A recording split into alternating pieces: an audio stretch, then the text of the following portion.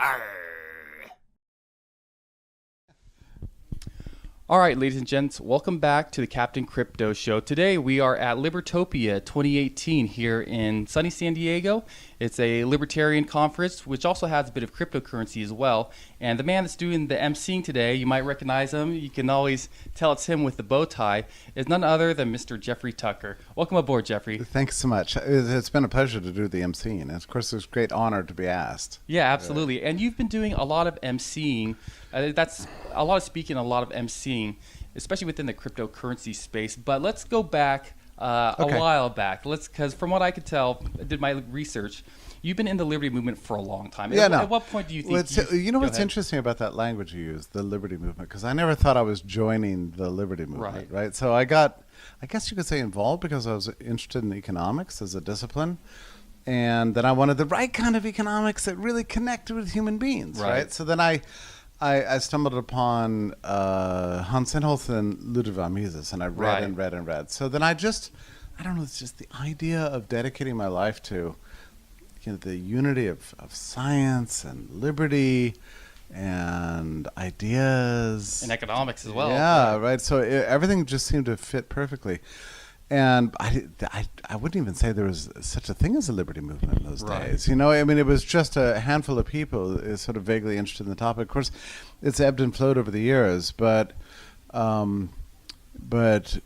so one of the things that came out of my experience in this world was that in the old days, we used to have like what we thought was a perfect paradigm for how the world should work, and what law should be like, which is in retrospect kind of silly. A lot of people go through that phase, though. Yeah. And then then as a monetary economist, I thought I knew what money was supposed to be like. You know, like I knew how backed by gold. Backed by gold, but it became frustrating because, then it was a matter of reforming the dollar. Well, how are we going to reform the dollar when the people who benefit from the current system are in charge of the reform? Right. There's something... Conflict of interest. Yeah, it's conflict of interest there. So, and I had meanwhile read Hayek's monograph from 1974 called Denationalization of Money, and it's a very interesting thing where he says... Yeah, we got to take it upon ourselves to reform money. We can't trust government to do it. Right. We have to have private entities figure out what the new form of money should be, and then we have to compete with the state. Now, his own plan was a little sketchy, and I was, Well, he's like a minarchist, right? Or was Well, there was that, but also, he's writing in 1974. How's he going to figure this right after the gold standard and the new fiat money? So he didn't really. Any more than any intellectual could, he couldn't give you the perfect plan for how to have a private money. But my own mentor, Murray Rothbard, there you go, whom I love and adore, attacked this monograph and said, no, this is completely wrong. You cannot have a fresh new money introduced into the world. All future money has to be based on the existing money. Yeah. Right. So I kind of got that in my head. So in 2010, when I was sent, an article explaining Bitcoin, I thought, okay, this contradicts everything that my mentors did, everything I think I know. So I didn't believe it. Right. And it took me really, I don't know, I got increasingly curious. It's true. What year was it when you first heard about Bitcoin? Oh, there was this would have been something like October of 2010. So 1 year after its first evaluation appeared. So the first market valuation of Bitcoin, at least public valuation, occurred October 5th, 2009. Is that the pizza? No, it wasn't pizza. Valuation. It was just there was a private market, and somebody was offering a 16th of a penny for a Bitcoin. That's funny. Yeah, so it took 10 months. Yeah. To go from an operational value of 0 to being actually valued. So that should have been the first indication. Like as an economist, you should know if something has a price, that means it's scarce. Right. So I thought that people were being duped or something had gone really wrong. I don't know many people who heard about Bitcoin and assumed it was legit from day one. I don't know many people who. Yeah.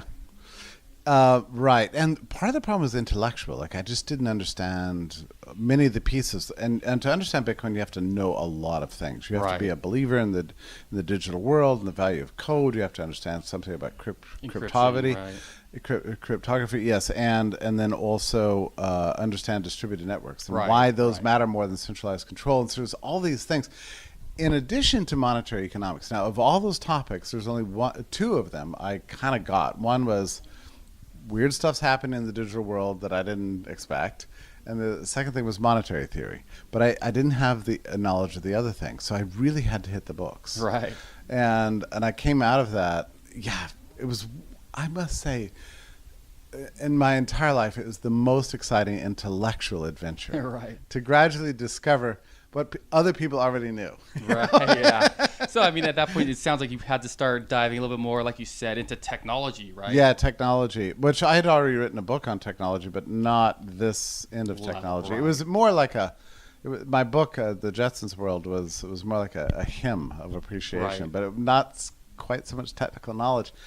But I couldn't have anticipated what would happen, and then so it became real, essentially. And I recognized it in early 2013, and became an owner. And so that was the first time you bought and started to hold. Or yeah, use. right. And even then I didn't understand it. Right. So, what do you do when you don't understand something? I was frustrated because I was looking up economic journals. Right. There weren't any articles about it. There weren't any conferences about it. All my friends who were intellectuals were dismissing it, and I thought, something's going on here. So I decided to hold my own conference. Try using it. To hold your own conference. Yeah, so I created a conference. What was the name of it? Do you remember? I mean, sure. No, it was called the Cryptocurrency Conference. So it must have been one of the first. It was the second. Okay. And this was, I think it was maybe October 10th of 2013. Right. And I organized it in the summer. Right. And in Atlanta. That was right before crash, right? Well, yes, of course. At least you had the conference before, right? You can always say that was before the crash. Which one? Yeah, crash, yeah. No, but what happened was, and so I held the conference just because I wanted to learn. Right. And so I invited every smart person I knew. Yeah, anybody who knew something about it, I invited them there. But, it's fascinating when I look back at that. And by the way, the day before I opened the conference, right? Maybe it's 2 days before, Ross Ulbricht was arrested. Now, so people don't remember this, but there were many, many people who were convinced that the only valuation of Bitcoin came from Silk Road. From Silk Road. Right. So what was most interesting to me at that moment is that 48 hours after his arrest and Silk Road was taken down, the actual exchange rate of Bitcoin to the dollar rose. It was still strong. It actually just went up slightly, and I was like, folks. So this is my opening talk at the conference. Right. Something big's happening here. It's not just drugs. Yeah. Right. So they took down the thing that everybody said was supporting the value, and the value went up. Right. So that's extremely significant. So the conference happened, and it was really great. But it wasn't just that conference yielded me theoretical understanding and technical knowledge for the 250 or so people who were there in Atlanta, most of whom today are multimillionaires, actually, by the way. But what was born, I think, in those days was a new kind of ethos in what had become the libertarian movement. Right. So the Ron Paul thing had died twice. People were looking around for, I have this ideology, I have this passion. What am I going to do with it? We needed a break, almost something to Yeah. What's the next thing? What am I going to do with my life? And so that conference gave people a mission, right, and a new ethos and a new belief in the future that they didn't have before. And I didn't realize it then and people told me this. They're like, I go to a lot of Liberty events, and they're mostly just grumbling and complaining about everything. Right. This is the first one I've ever seen that really seemed to offer an answer. That wasn't my intention. Right. But that was what emerged from it. And what I didn't know was that out of that little event, and October 10th, 2013, it would foreshadow what basically all Liberty events would eventually become, and right? Nowadays, I mean, the blockchain. Crypto's everything, right? Every talk, and I can't get enough of it. It's pretty convenient that of all the breaks we could have gotten, it was related to money, right? I mean, that's pretty convenient. Well, or you're going to say it's not coincidence? Well, it's the most improbable thing you can imagine, because up to that point, libertarians had talked about cutting taxes, privatizing public property, deregulating, maybe lowering tariff barriers, promoting diplomacy as opposed to war, and that sort of thing. But government had basically controlled money for 6,000 years. Right. So there's no particular reason for us to think that Just would, now, would just like come to an end. So this was a gift, from the heavens to come to us as libertarians. I mean, and it remains true that, and I realized this when I was in college, when I read my first book on the history of money, that it's the unity of money in the state that is the kind of, if you were going to name one problem that's the root of all other problems, that's it. Right. Which is why I was so fascinated by money and its relationship to the state. I mean, it's business cycles, it's war, it's debt, it's big government, it's the loss of privacy, it's everything. It's income tax, everything traces to that one fact. So if we can build a wall between money and the nation state, then that's going to solve all the other problems we talk about. It's going to change everything. I mean, it's not going to make the world a perfect place, but it's the most substantive blow we could ever deliver against tyranny and despotism and for the universal ennoblement of every human person. Right. Yeah. I mean, it's been one heck of a ride. So I'm just curious. You obviously you do a lot of speaking. You do a lot of emceeing. What has it been like doing the traveling, doing the conference circuit? Because I mean, you're on almost every flyer. People all say, the major ones. Yeah, people say that. I don't personally feel that. I feel like I'm a bit of a hermit. Just working all the time. So, right. I run the Atlanta Bitcoin Embassy, and I work for the American Institute for Economic Research. And I don't know. I feel like I'm mostly by myself with my computer, which is where I'm most happy. Right. I mean, we're all geeks, right? This is what we do.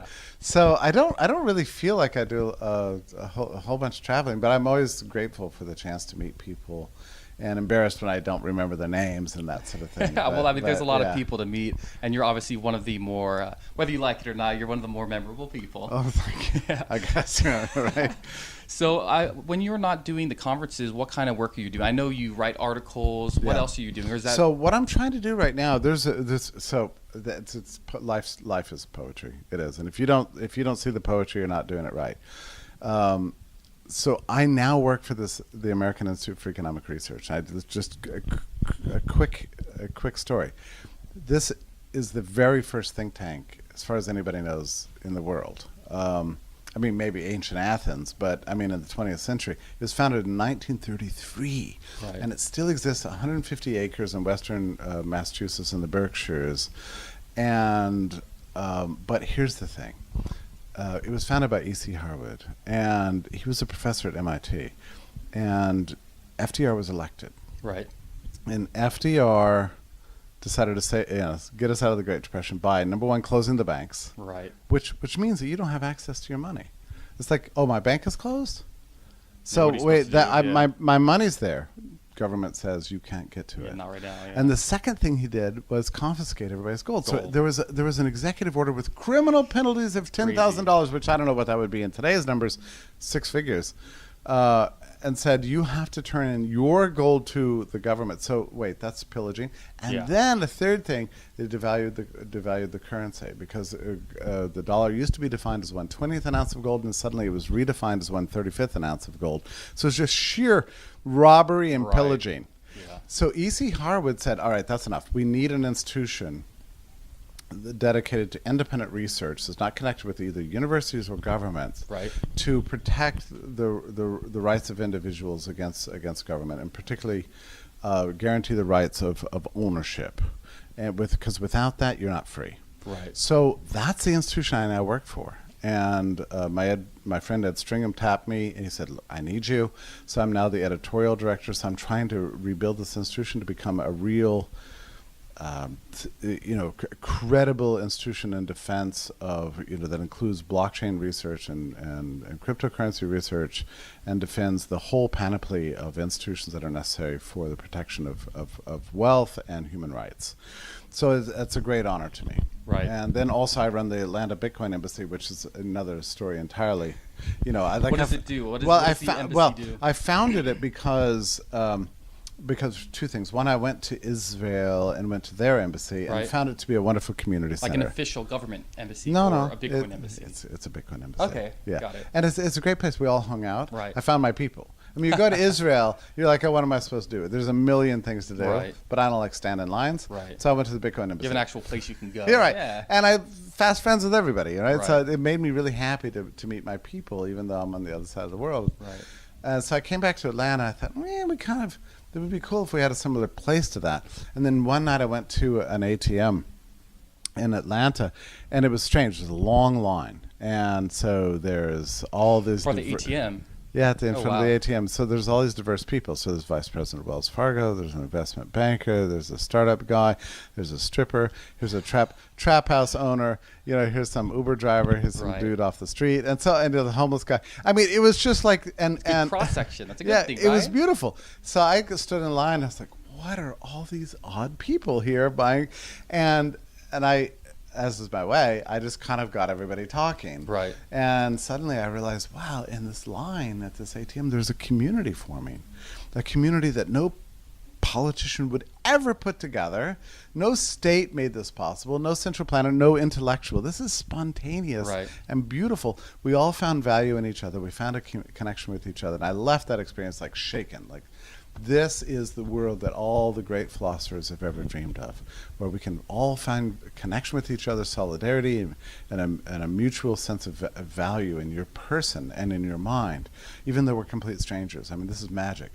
So I founded the embassy to instantiate that sense of hope. Right. And it's been very interesting. That was in February, and now it's just like a constant stream of people. It's an Right. educational center, it's a networking center, and so on. That's Yeah. awesome. Yeah. So then what, in the years coming up, I know things move really quickly. What do you, obviously you're going to be working at the embassy and the research center. Mm-hmm. What else, like in 5 years, where do you see yourself? Where do you hope to see yourself? God, 5 years is so That's long, forever. right? Let's It's so make long. it 2 years. Or just Okay. the future. Well, What do you- one of the things I have to do every day is write, Right. and not all my articles are complete. There are a lot of them are first thoughts, but I've learned to kind of chronicle discovery Your thoughts. as I make them and share them with other people, whether they're valuable or not, and it's up to the readers. But so I want to continue to do that.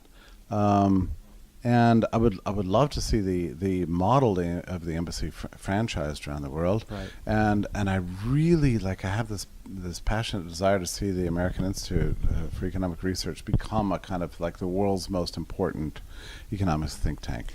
So what is your position for the research center then? Editorial director. Editorial director. Okay, Yeah, got it. yeah.